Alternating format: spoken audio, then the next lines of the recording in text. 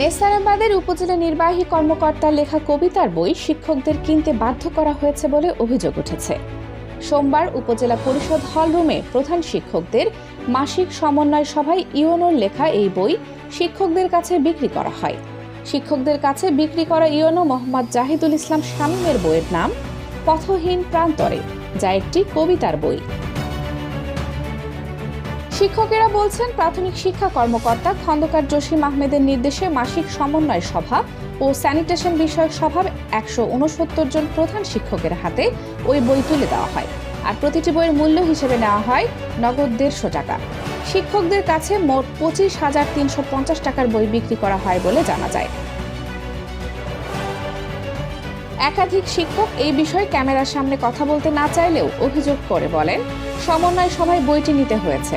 শিক্ষা কর্মকর্তা সভায় উপস্থিত সব শিক্ষকের হাতে একটি করে বই দিয়েছেন এবং ১৫০ টাকা করে মূল্য নিয়েছেন।